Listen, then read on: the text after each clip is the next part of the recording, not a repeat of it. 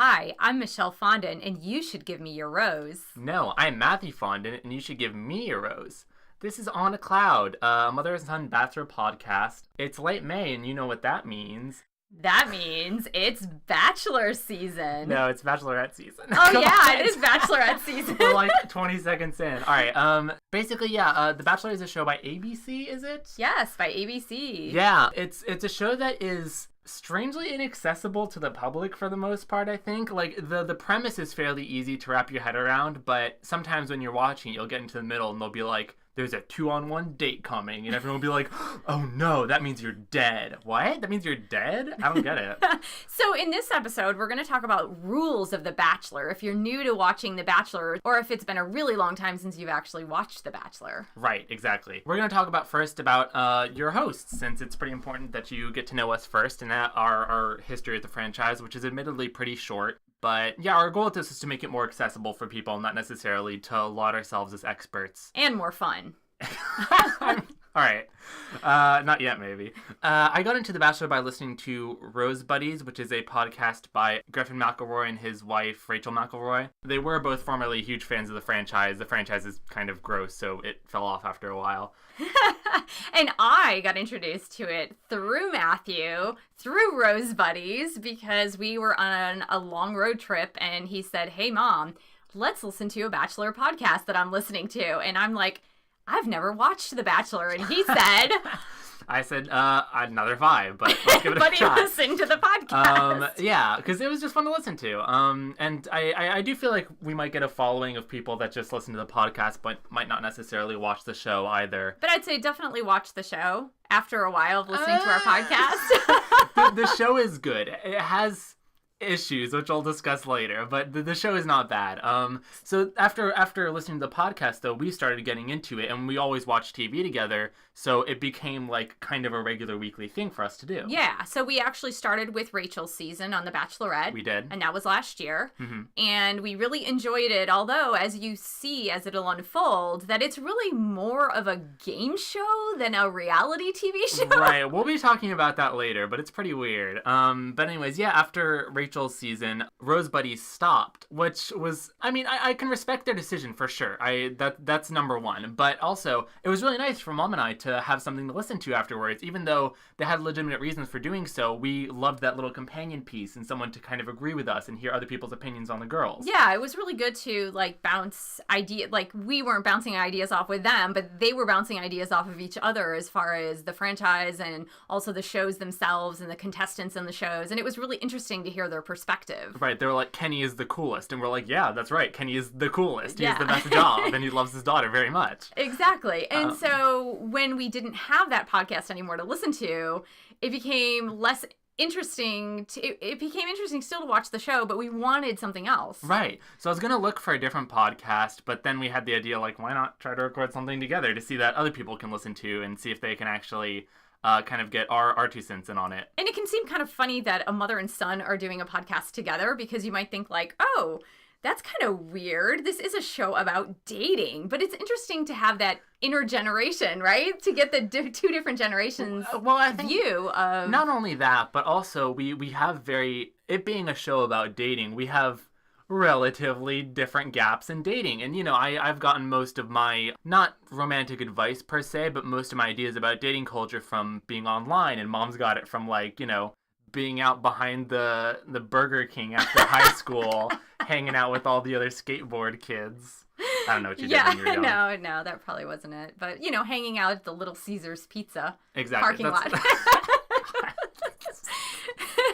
Oh man, you're a real popular one, huh? All right. Anyways, yeah. So let's get into the logistics. Oh yeah. So Bachelor is a show where a very, very handsome, sexy man brings on a slightly less attractive man or woman. That very sexy man's name is Chris Harrison. All right. And the slightly less attractive man or woman is the Bachelor/Bachelorette, and they bring on a harem of contestants, if I will. That's really what it is. Yeah. It is a harem. And for some reason, the number has been, like, steadily increasing. They used to have, like, legitimately, like, 10 to 14 people, I'm pretty sure. Yeah, and I think for Arie's season, which was the last season of The Bachelor, I think there were 30? Yeah, it's, like, a gaggle of... It was a lot of people. And in fact, in the first episode with Arie, actually the big commentary of the first episode was like, oh my gosh, there are more ladies coming in. It's really funny. That is to me it's been like the starkest first difference you see between The Bachelor and The Bachelorette, where like in The Bachelor the dudes all come in and they're like, oh, what a sausage fest is in here, and they're like, oh man, The Bachelorette's so gorgeous. Yeah, right. Oh, she's so hot. She's so hot. But then The Bachelorette's like, well, I suppose if Arie has his eye on this many women, I really need to put on my A game. I don't know. Yeah. It's just like, it's weirdly Or there was like, I think in our season there were like 4 Laurens. And I think also in Ben's season, weren't there like 4 Laurens or something? Like, yeah. You'll all of a sudden find that there are women who have exactly the same name. And there's like a ton of them. There's always like an embarrassment of Laurens. Which like, I don't know, what I mentioned about the gender differences is a little frustrating because I feel like the women do become friends. They only become friends later in the season though is the issue. So like, it gives you this false sense of like animosity between the women is what I'd call it. And women can tend to be a little bit catty and competitive anyway, but also like the type of women that they tend to pick for The Bachelor, they tend to all be similar in stature and nature. So that's fair. Yeah, it's like how whereas the men seem to have a little bit more variety. Yeah. Well, not only that, but like I think it's a matter of like there's this thing about the face characters in Disney parks where like they're all just very attractive people that are constantly hooking up, and because of that they have a lot of drama between them. Yeah. So maybe they've just kind of gotten used to that. But the thing is though is like, as we will see in this season, the men do not have their hands clean either in terms of conflict. No, definitely not. The men, you will see how men can be very competitive. Well, they'll just be like, I want to punch him. I want to get into a punch fight with him and kick him in the dumb teeth. They definitely tend to want to get more physically aggressive, whereas the women get a little bit more verbally aggressive with each other. Relationally aggressive, or more like gossipy, I guess. Gossipy, except in the part of the villain, which I know some people unfamiliar with The Bachelor are hearing that are like, villain? Is this like a kid's movie? Yeah. So let's first talk about the amount of episodes in a season, because it can seem, because so much goes on in the season of The Bachelor or Bachelorette, it can seem like a ton of time passes in that season, when in reality, only 2 months pass. Yeah, well, 2 months, but like, they're 2 pretty jam-packed months, which is why it does seem crazy, and you can really tell that, like, the girls are pretty or boys, in this case, the men, will be pretty exhausted by the end of most things, just because, like, it's tense, and if they don't get time, their like tensions really increase even more in the house. And by the cocktail party at the end, everyone's just really like desperate and anxious. Yeah, and then so the Bachelor Bachelorette also feels that kind of tension and pressure because they're making decisions in such a short amount of time. Yeah. That they're really pressured into eliminating contestants and figuring out who they really like. Let's go back to kind of like, what is the point of The Bachelor? Exactly. That's a good starting point. So the point of The Bachelor, like I mentioned, there's a Bachelor, Bachelorette, and there's a bunch of men and women, and the men and women basically have to compete for the Bachelor or Bachelorette's heart. And by heart, I mean heart, quote unquote, because I don't think they usually stay in love, but they will get married at the end of the season. Not get married. Yeah. Well, no, they'll get engaged. They'll get engaged, not married. The idea is that they pick that specific Bachelor or Bachelorette because their intention is to get married. Right. And usually you'll hear this because throughout the season they'll keep repeating to the camera and to other people, they'll keep repeating, like, I'm here to get married. I'm here to find a husband or wife. Yeah, I'm in it for that domestic suburban life everyone dreams about. But, like, that's, okay, which, like, that's been pretty well established by now, which is wild, because you'll still get contestants coming on like, I'm just looking to party down, see where things go here. Which I don't want to get engaged. I'm not at that point in my life. Which, like, I get that, but at the same time, like, hi, welcome to the wedding show, where you have a wedding at the end. Like, it makes no sense. I don't know. But the show has a very regular structure to it. Yeah. Which is nice because it does add some language and some jargon to the show that A, makes it more inaccessible for other people, but B, makes it way easier to talk about with people that are already fans of it. Definitely. So do you want to talk a little bit about that? Yeah, definitely. Yeah, there are 13 episodes. Give or take. Yeah, I think there are 13 episodes, give or take. And sometimes, just depending on how ABC decides to pan it out, sometimes you will have shows on Mondays and Tuesdays, and sometimes just Mondays. Some weeks they will double it up. Yeah, it's. So you've got to be careful and watch. Like, actually watch for when the next episode will be, because if it's on a Tuesday and you miss it, then you got to go back to Hulu or something and watch it. Yeah, or you can go to ABC. ABC usually keeps the last couple of episodes just online. Lean over the couch and shout over at your mom, hey, when's the next Batch episode? And she'll Google it for you, so don't worry about that. Yeah. So the way it starts out, do you want to just go through? So the way it starts is the first episode is always about the exit. Yeah, so the first episode, there is a gladiatorial arena. Chris Harrison throws in a gun and says the last one to leave gets their hand in marriage. And it's a blood sport sort of format. Yeah, definitely a blood sport. It's a sport. You guys, you have to remember that this is not a reality TV show. It's a sport. It's a competition. It's a game show. Pretty much. It's like the Wheel of Fortune or Jeopardy. I don't think it's intended to be. I want to get more into this later because right now we should stay on topic. But it really is what it is, and it's good to stay on. So, but the first episode is basically the culling. It's like the Hunger Games, where pretty much half the contestants, right? Yeah. Are eliminated. They're gone. Definitely. Which it's a crazy night because you're introduced to 16 different Laurens, and you have to decide which Laurens are viable Laurens and which are the dud Laurens. In the case of this season, which is the Bachelorette, it's like Chaz. That's a common male name. Or Mark. Brian. Mike. Hi, I'm Brian B. Hi, I'm Brian M. But you can call me Bri.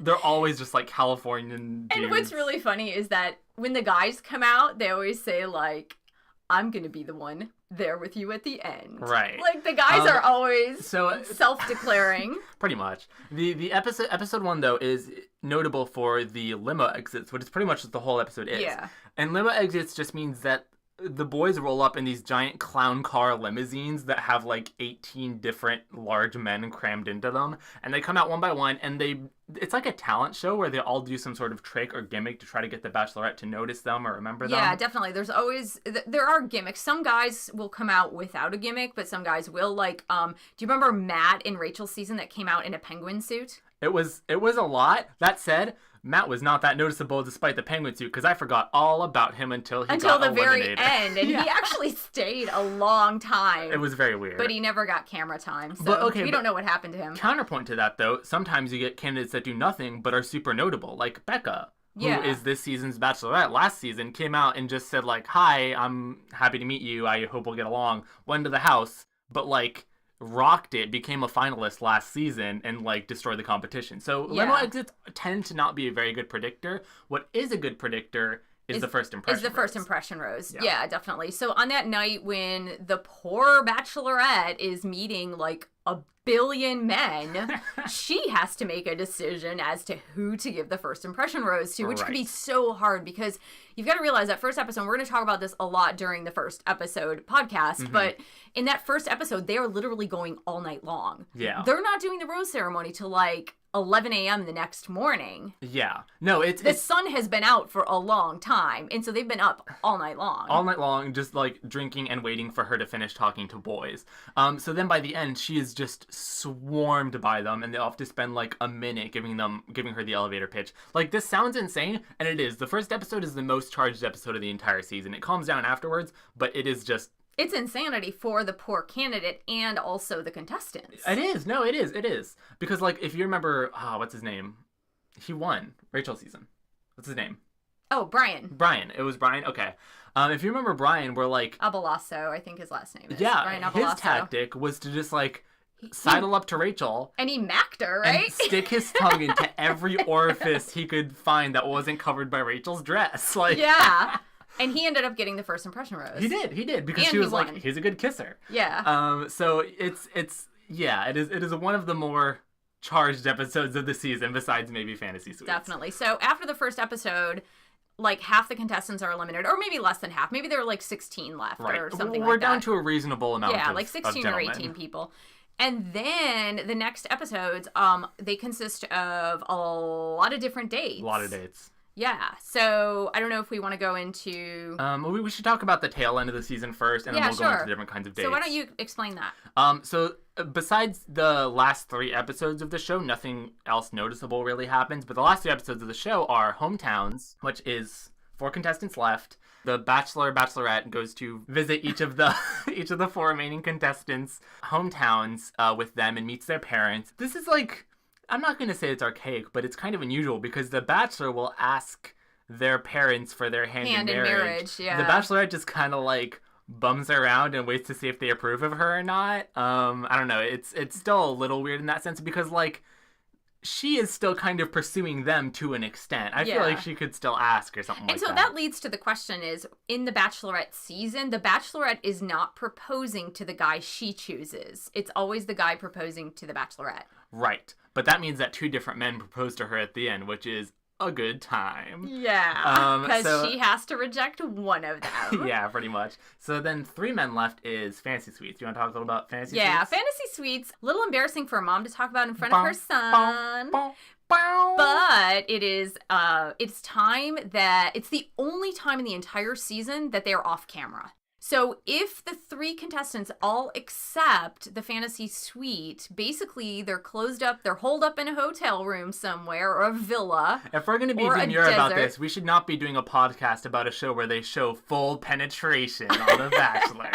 This podcast T-rated, I can say that. Yeah, we're going to keep this PG-13. However, really, I mean, sometimes they get groovy in their fantasy suite, but most of the time, they're really asking each other the questions that they can't ask on camera. Right. That is the important part. Is that like it's the first time they're together and cameras are not on them 24/7. Yeah, and so they've got like the entire night to smooch, to talk about things like, hey, will this really work out if we get engaged? And all the really hard and tough questions that are a little too embarrassing to ask on camera. Yeah, like, hey, is this actually a thing, or is this like a brand deal that you're kind of trying to... Right, are you just trying to get your 15 minutes of fame, or are you really into me? Right, which, like, I'm on one hand, I'm glad we don't get to see that. On the other hand, like, the show is so full of, like, ruses and, like, a lot of really polished, edited stuff that I would kind of want to see that. As for whether the competitors actually have sex with the Bachelor, Bachelorette, that is... I think some do. Oh no, I'm positive. Yeah, I mean, because sometimes in the next, the next day, you often see like the clothing on the floor. Well, they'll show like the contestant, his like 16-pack leaning out the window with his sweaty, glistening body, and like, oh, what a good breakfast that was, naked with my lady. Yeah. And I'm like, all right, okay, I get it. Now the really weird part of this whole harem series is that these fantasy suites take place 3 nights in a row. Yeah. So it's like the next morning when the Bachelor, Bachelorette is having breakfast with the contestant, they're saying goodbye and they're going right to the next one. I have a theory about this. Certain species of insect have different storage vesicles that they can store sperm in to then fertilize their eggs with. I think she collects from all 3 men and discreetly fertilizes different eggs. Yes, no, maybe so? Yeah, I don't know. All right, well, we'll see. So after Fantasy Suites, she cuts one of the men brutally. And then it's down to 2. Right, and they go to the Bachelor, Bachelorette's hometown, and then the Bachelorette contestants will propose to... And the Bachelorette's permission. Parents get to meet both final contestants. Yeah, and then on 2 different nights. And interestingly, that's actually a pretty good read on like not who's gonna win necessarily, but who they like better tends to be who the contestant will go with. Yeah, like who the family approves of, really. Well, I mean, it makes sense because since this is a marriage show, it's like they want someone who would be good to introduce to your family, not necessarily. To bring home. Yeah, exactly. Yeah, now the really crazy thing, remember on Rachel's season during the last 2 when Rachel was introduced to Brian's parents and Brian's mother was like crazy psycho lady? This was before Fantasy Suites though. Oh, that was before Fantasy. Well, yeah, that's right. Yeah, that was Hometowns. Yeah, that was Hometowns. Yeah, that was Brian's family was interesting. Well, why this is important is because like even hometowns are an important episode because like in the case with Brian, which Rachel did pick Brian, is that like the mom was so possessive and just like you better not take my son away from me. And in fact, I think they moved to Texas. They did not stay in Miami. Well, I mean, okay, but like at the same time, people have colorful backgrounds. I don't think it doesn't necessarily say who they are, but at the same time, you're going to meet a wide diversity of parents, and that's part of the challenge of the show, is that like you see the Bachelor, Bachelorette shoved into these situations where it's like, I don't want my daughter or son to get married on this stupid TV dating game. Yeah, some parents are like super mad about it. They're like embarrassed. I would be too a little bit. I don't know. Like it's a weird situation. But then they're like, so you fell in love within 2 months and now you're getting engaged? Yeah. Like, is that reality? And then I was like, oh, this is wonderful. This is such a pure love. You'll do so well together. And it's like, all right, what are you smoking? Because this is like crazy. Anyways. It can't be real love when you're on camera 24/7. Well, I guess it can be. I'm not that skeptical. Yeah. So I want to talk briefly. So like, we mentioned this earlier, but like it being a reality show is a weird read on the situation, because it's become to the point where the show is so popular that I don't think it can get the ratings it has and keep boosting the rating it has without injecting some artificiality into it, which I don't necessarily like. But the show will have these arcs, and like we said, the middle episode is a lot of dates, but the reason why I say it's a sport is because for it to be a reality game show, there's a goal at the end, and there's like something standing in the way, and standing in the way of that in the middle of the dating arc of the season is the villain. Yeah, definitely. Now, so there are archetypal people that show up in the show. So there's always, let's say with Arie season, there's like a hero inside of the house. So all the contestants live in this house called the Bachelor Mansion, right? Yes, correct. And so there's always like the hero is kind of like the one that rallies up the troops together and kind of is the cheerleader, right? There's always one who like talks for the other girls. And it's like, you know what I mean? There's always one. I know what you're talking about. Yeah. That's the White Knight. Yes. Yeah. Okay, but the White Knight will always get eliminated because the White Knight is always up against the villain and will get a 2-on-1 date with that villain. And we'll talk about 2-on-1 So that would lead us to the villain. Right. Oh man, this is always my least favorite part of every season because it really sucks. It's like weirdly mean and antagonistic because these other girls are on here. Maybe they're just on here to be on TV, but even some so, of them are genuinely on to find love. Yeah, exactly. And guys, right? Because in Rachel's season, there's always a villain, whether it's the Bachelor or Bachelorette. And there's always two. Almost always, yeah. Yeah, there are almost two, because the first villain's going to get eliminated, and then the second villain is the one waiting in the background to rise to power.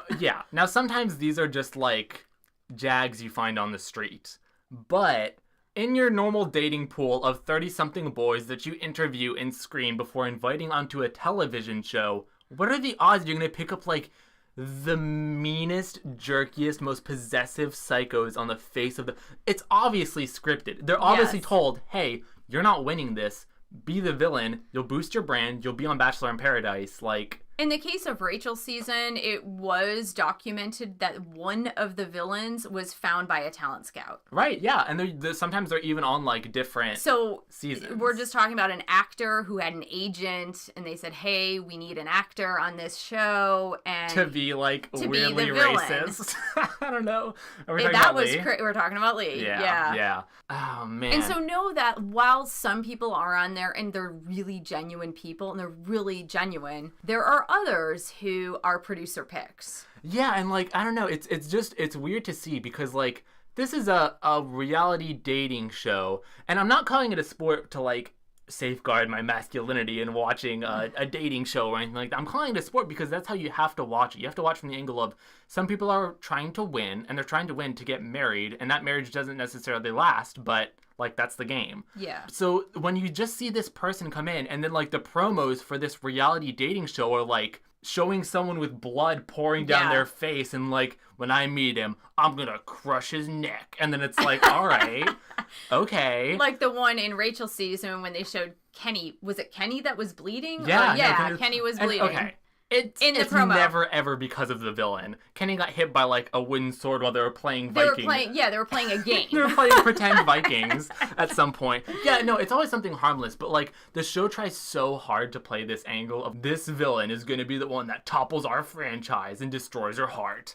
It's ridiculous. Or you see the contestant crying. So you'll see the Bachelor or Bachelorette like crying in that promotion, in that same promo. Yeah, and the middle of the show is always a bit of a drag because they spend so much time on it. Like Bibiana this season, I was so over it. Oh my gosh, it was so awful. I was so over it. And then after Bibiana, then Chelsea became the villain. No, Chelsea tried to become the villain. She tried to throw her hat in that ring where she was like, I have kids, so I deserve this more than not the rest Chelsea. of you. I'm sorry. I'm so sorry, Chelsea. Crystal. I'm sorry, Crystal. Chelsea. Crystal. I don't know why. I always get those two names mixed up. That's fair. No, Chelsea definitely was not the villain, although Chelsea did kind of get a villain cut in the beginning of the show. Yeah. So we almost thought that Chelsea was going to become the villain, but she didn't. That's why you drafted her, right? Did you draft Chelsea? Yes. I think you did. Yeah. We'll talk about the Fantasy League after this, since I think it's a great game to play if it's your first time playing and you just want to kind of get into it. So here's the deal with the villains. The villains will never win. No, they'll never win. The villains will never win, even though the Bachelor or Bachelorette might like them a lot. Yeah, but even, like, okay, I feel like the Bachelor Bachelorette is now, maybe this wasn't the case back in the day, since this is, like, one of the longest running franchises of maybe all time. I think The Simpsons have run longer. I know The Simpsons have run longer, but I'm saying it's one of them. It's one of them. The Simpsons does not have Fantasy Suites episodes, which is why it will not last as long as the Bachelor Bachelorette. I'm just waiting for that uncensored Fantasy Suites tape. Oh, yeah, no, so maybe the villain would win at some point, but I think now the Bachelor Bachelorette is specifically told, you cannot cut this person. Yeah, so it really sucks during rose ceremonies because rest assured you will know that the villain will not get cut, at least for a few episodes. Yeah. I don't know. So the producers will tell them you have to keep certain people to keep the dynamic of the show going. We don't know this firsthand, but that's generally what happens. I would bet legitimate money on the fact that it happens. But anyways, okay, so we're negging the show a lot. The villains are the worst part of it, and they are a significant chunk. We'll try not to focus. So you kind of have to look at the villains for entertainment value, even though it gets uncomfortable. It does get uncomfortable watching those bits. It does. Because they do get a lot of screen time. They get so much. And not only do they get screen times, they will, like, it's the weirdest thing. During rose ceremonies, they'll get, like, explicit cuts to them that are like, hello, come up, Lauren MG. And then they'll be like, I think Lauren MG has silly hair and she'll never be good enough for the lady. Or like in The Bachelorette, it'll be like, come up, Brock MG. And then he'll be like, I think Brock MG needs a punch to the groin. And they'll ask him for like his opinion on every single contestant that goes up. It's like they're now the narrators of the show. Bye, Chris Harrison. Brock M is the leader now. And yeah, by the way, even though Chris Harrison's awesome, you barely see him during this season. Chris Harrison is just like the lonely man that lives in the basement and steals food from Bachelor Mansion whenever he can escape. Definitely. And wears nice suits. Wears very nice suits. Is a very handsome man. Yeah. I hope that like the last Bachelor ever is Chris Harrison goes on to find his lady. His lady. I think he's married, but like no, he's divorced. Oh. I've checked. Mom, throw your hat in that ring. I am. Goes. I'd like to. Oh man. Okay, so we didn't talk about rose ceremonies. Oh, yeah, so rose ceremonies. Right, we just mentioned rose ceremonies. They are a really important part of the game. You want to talk about them a little bit? Yeah, totally. Basically, at the end of each episode, and sometimes it doesn't happen at the end of the episode if there's a lot of drama. Sometimes it'll happen at the beginning of the following episode. Which sucks, because then you have to wait. And you watch the whole episode for nothing, because it's like, all right, cut the villain already. So they have to eliminate, the Bachelor or Bachelorette has to eliminate a certain number of contestants per episode. Now, if I go by Arie's season, it seems that he eliminated between 3 and 4 contestants per episode. It seemed to hover around 3. It was really weird. I felt like in Rachel's season it was more. Yes, and the reason for that was actually that Rachel statistically, I think, cut more contestants during dates than any other Bachelor Bachelorette that's ever. Probably why. Okay, so Arie, for last season, Arie cut about 3 to 4 contestants per episode. Mm-hmm. And so you need to cut them because, you're deciding who you'd like to marry. The way cutting people works and why it's called a rose ceremony is because the show's a little flower obsessed.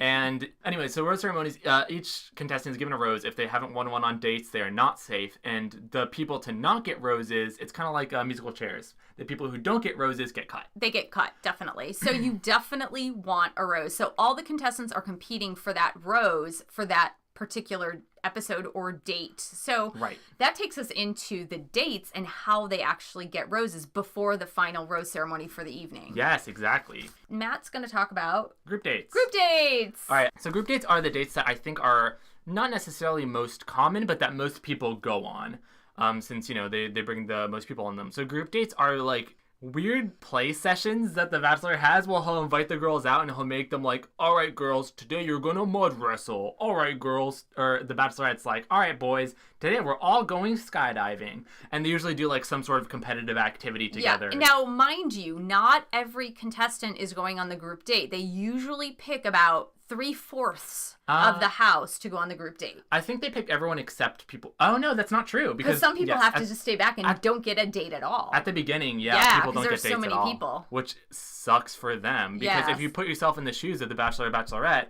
if someone hasn't made an impression on you and if you don't remember them, guess who's getting cut? Those people. Yeah. So group dates, they tend to be competitive. They tend to divide them into 2 teams usually. Yeah, well... It depends, sometimes right? 2 teams, but like the Demolition Derby date during Arie's season, that was kind of a free-for-all. Right. And during Rachel's season, they did the baby Bjorn. They had baby dolls in the baby Bjorn, and they had to learn how to change the... Yeah, Ashton Kutcher and Mila Kunis. Yeah, they learned how to diaper a baby. I still don't know who they are. I still have no idea who either of those people are.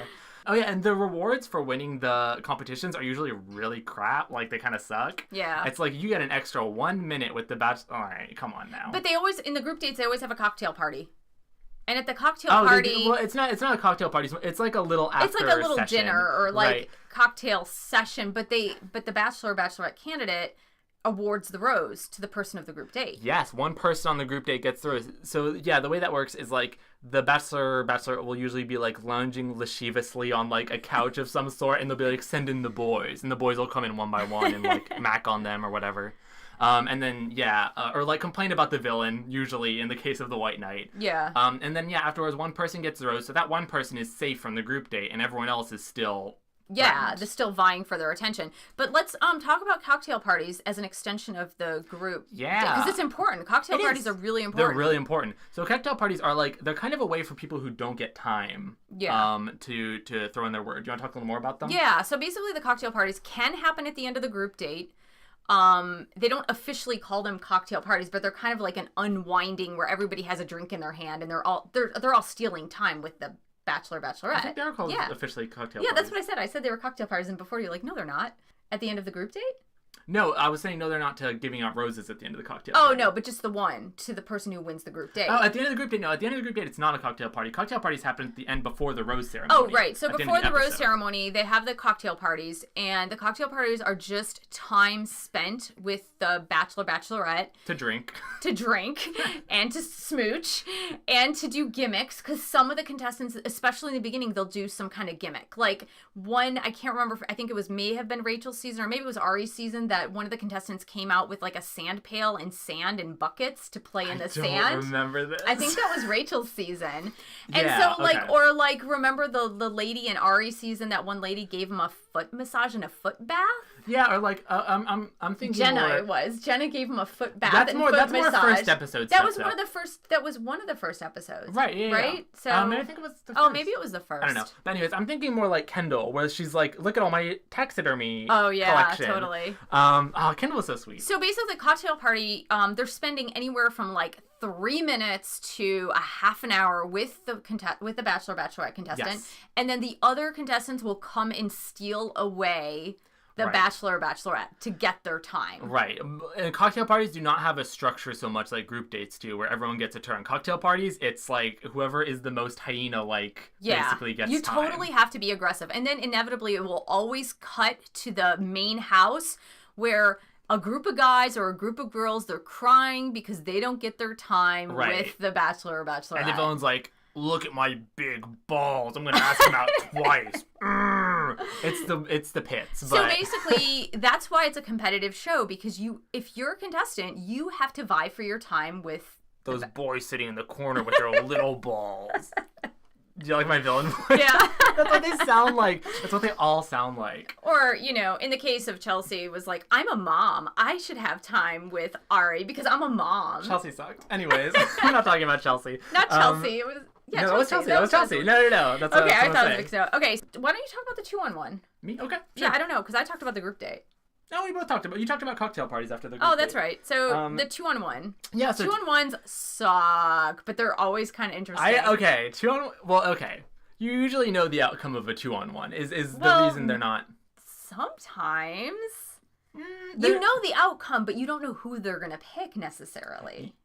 Okay, yes, but actually, no. I'm going to go back on my previous statement, because...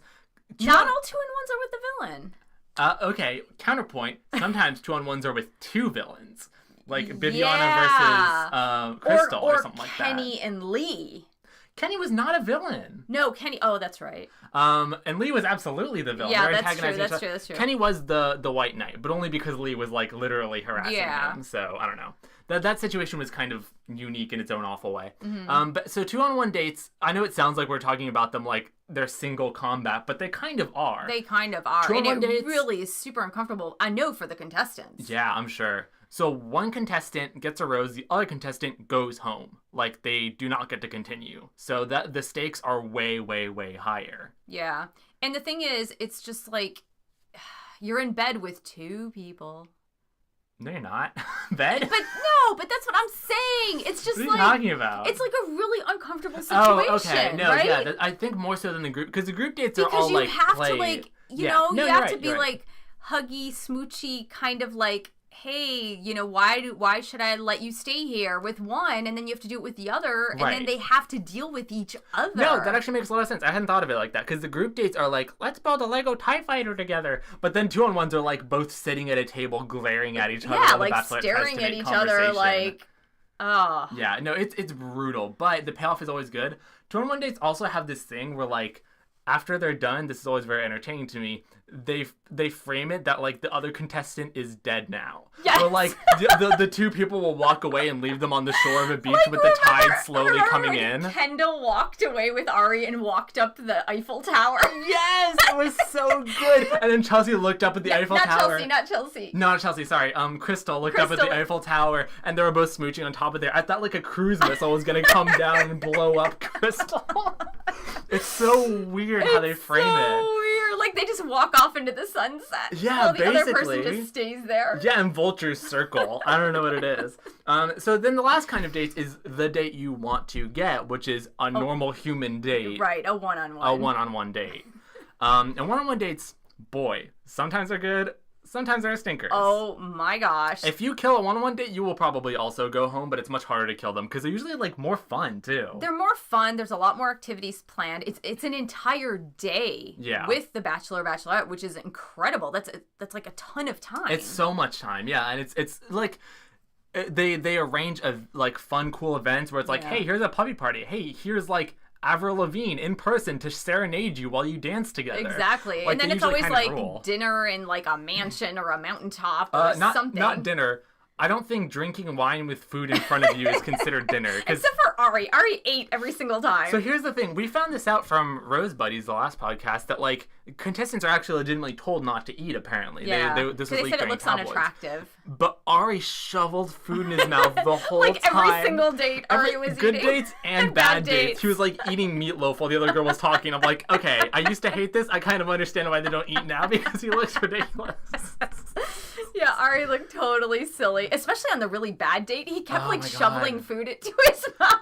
Okay, see, like, that's kind of the date I want more, because it wasn't a date where the villain was like, I'm gonna kick their face off. It was a date where, like, it was uncomfortable. They didn't have any chemistry. They were both waiting for the other person to talk. It was like a real bad date. It was a bad date. Which, it was uncomfortable. Like, it sucked to watch. But, like, also, it felt real. It didn't feel like they were being told to say that. So at the end of the one-on-one, the Bachelor or Bachelorette must decide whether or not to give that person a rose. They usually do. Sometimes they don't. Sometimes they don't. That said, the thing about one-on-ones is that a lot of people that go on the first one-on-ones are finalists. That's true. Because think about like Peter the season before last, and in Arie's Becca. season, Becca. I don't know about Lauren B. Arie's Lauren B.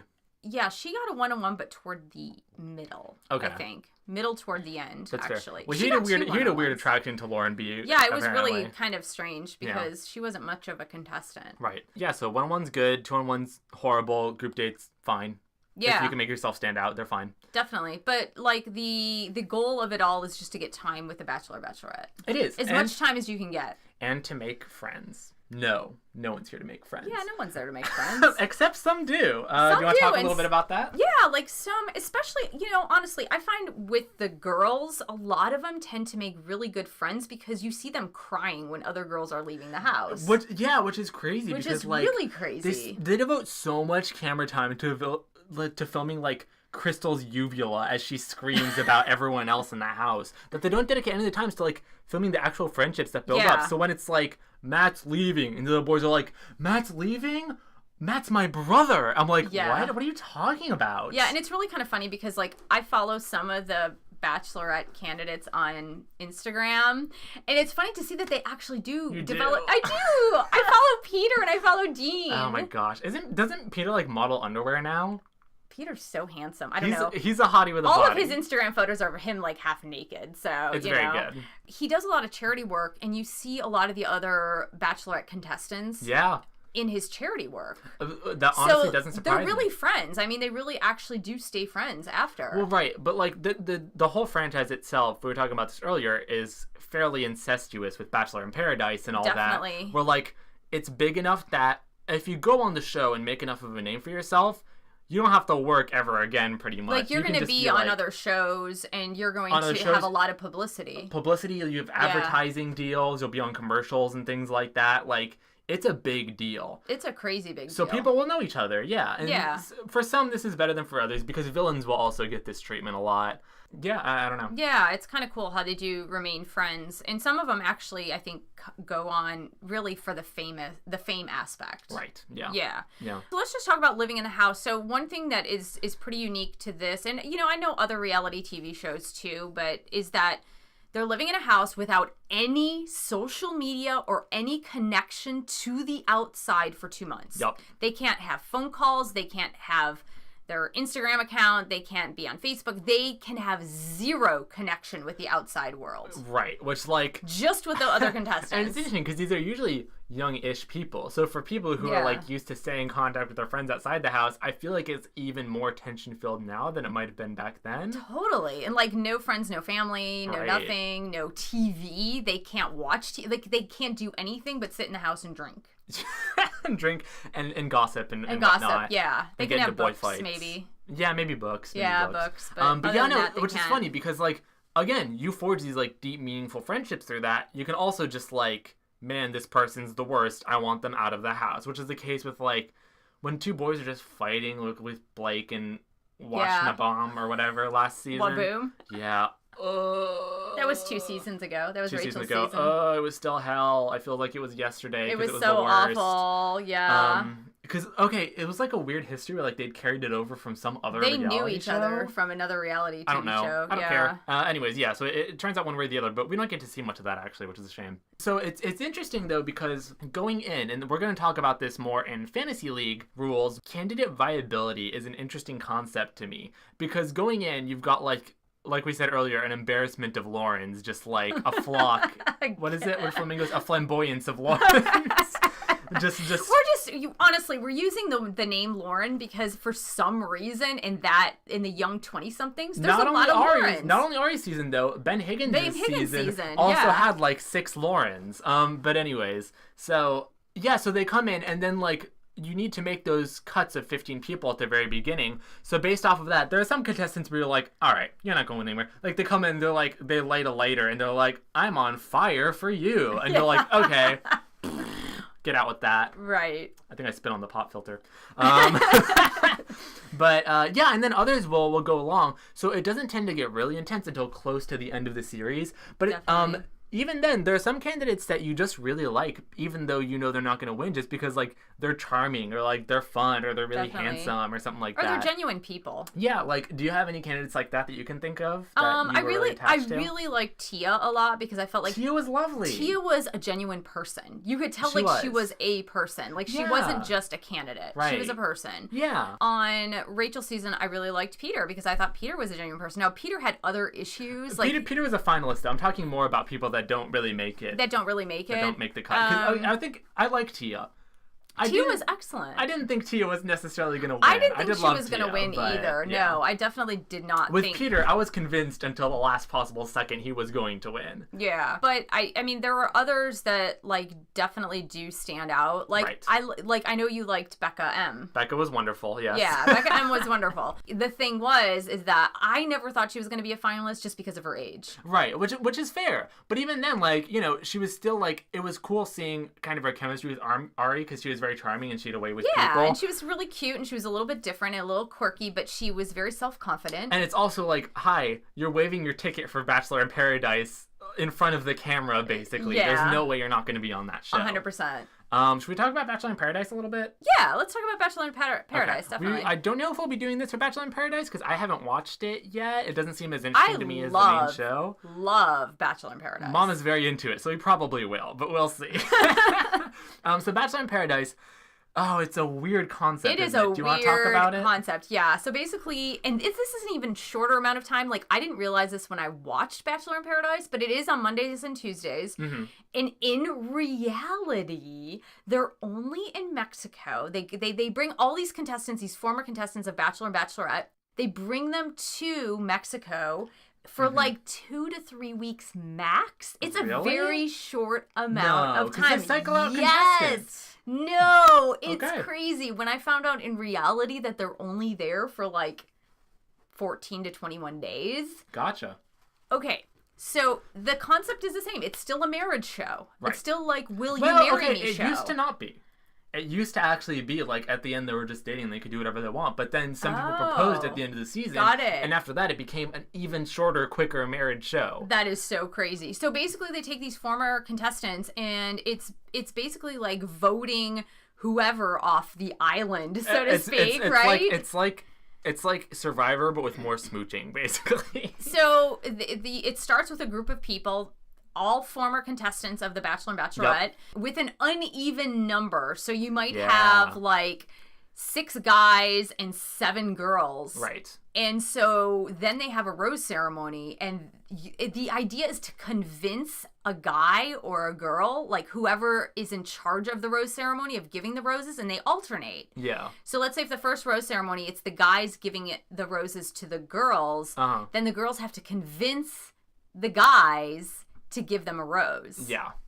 And the contestants will usually be like the most entertaining people from the seasons. Definitely. They're definitely not boring usually. No, if it's like, I specialize in naked body paint and I'm afraid of thunderstorms, it's like, hi, you'll be on Bachelor in Paradise. Totally. Because they don't use that during the show because they're saving their good material. It did have a gross scandal last time, kind of. Yeah, it was a gross scandal, but honestly, I think ABC and Chris Harrison and The Bachelor franchise did do a really good job with rectifying what actually happened. You said they treated it seriously. They treated it really seriously. So that said, they're still going to let people get blackout drunk without interference, I'm pretty sure. Yeah, so here, I mean, it was somebody... Do you want to talk about it? I don't want to talk about it. I mean, basically, I'll give it in a 30-second snippet. So basically, the first night, a couple of the contestants got really drunk and started making out in the pool. Mm-hmm. And what happened was, and they didn't have sex, they just started making out, but what happened was the next day,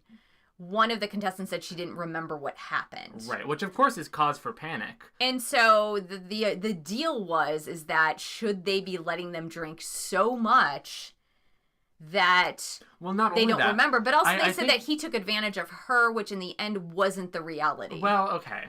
He was also very drunk. But he just remembered and she didn't. I think the bigger question here was they were filming the whole thing these two people were obviously extremely drunk. Why was there no interference? So as Right. well as they handled Why it, didn't the I still producer think stop it from happening? I mean, yeah, and I think the reason is that, like, if any drama happens, they'll care more about the drama than they will about people's personal health. Right. Which sucks, but that is the nature of reality TV, unfortunately. So, unfortunately, that happened. I believe that Chris Harrison, like, they really had, like, a pep talk with the contestants after, because they stopped filming, and everyone went home, and it was, like, a week or two before they started filming And you again. said that Corinne did say that she felt better about the incident afterwards, right? Yeah, and then she said she did not blame Demaru, who was the male contestant, at all. She said she didn't blame him at all. That it was mutual. Like, right. Okay. They both drank. There was something that happened. So the fact that they treated it with good seriousness was a good thing. I think they did try to abuse the drama a little bit for publicity. Well, it was the tabloids that really blew it out of control. The tabloids, and also the promo was like, Yeah. it's still happening. Yeah. Who cares? I don't know. It was weird, but I'm glad they did a good job. But the reason why I like Bachelor in Paradise is because there are more opportunities to create real relationships, I think. There are, yeah, more successful marriages come out of BIP than come out of the main series. Yeah, definitely. So let's talk a little bit as we're closing up, because I know this is running a little long for the first episode. Let's talk about the rules of Fantasy League. Okay, so Fantasy League, if you're familiar with fantasy football, if you're not, basically, it's like it's a thing where you take people and you make your ideal team, essentially, quote unquote. So our Bachelor Fantasy League, or the Bachelor Fantasy League that is now sponsored by ABC, is basically you pick which contestants you think are going to win, and then you get points. You get points based on their behavior in the show and whether or not they actually win or not. So at the beginning of the show, you draft one person just by reading the bios on the ABC website. So if you go on the ABC website right now for The Bachelorette, there should be the bios up already. Yeah. So you read those, and it's like, I'm Luke. I'm afraid of dogs. I love women's butts. And it'll be like, Luke knows where it's at. Yeah. I want Luke. And sometimes the bios will tell nothing interesting about the candidates. Sometimes they won't. Other times you'll be like, who is this person? Otherwise, it'll be like, I'm George, and I want to punch a boy very badly. And it's like, okay, he's the villain. Mine. Yeah, you want to pick a villain, maybe. So you get points for the villain. There are different point systems, but in our point system, you get points for good and bad behavior. Yeah. So if you pick someone dramatic who might, like, blow up, if you see a promo where it's like someone has a girlfriend that's coming to try to whisk them away, right, then, like, you definitely want to draft that person, because that's 15 points right there. Right. So and you know they're going to get roses, so that's points right there. Yeah, no, exactly. Yeah. That's true. I hadn't thought of that, but longevity is a good thing too. Definitely. So you pick one beforehand, you pick one after limo exits on the first season, which we spoke about earlier. Then you pick one at the end of the first episode. Right. Now, do we pick them after the rose ceremony? After the rose ceremony of the first episode. Yeah, after the rose ceremony. Or during limo exits, during the rose ceremony. And so what happens if your candidate gets eliminated? What happens if your candidate gets eliminated? You lose points, but you then redraft a new candidate. So you'll have to take that hit, but at the same time you can pick a runner-up or something. Okay, so you always have 3. You will always have 3, correct? Yeah, you always have 3. Yeah. And so you're playing against your family members, your friends, your Facebook friends. That said, let's say if someone gets cut in the middle of the episode because of a date or something, you cannot redraft until the end of that episode. So you only have 2 until the end. So you're only drafting at the end of that rose ceremony, or whatever, or the end of the episode. What if they don't do the rose ceremony in the end of the episode? You still draft, right? Yes. Okay. Yeah.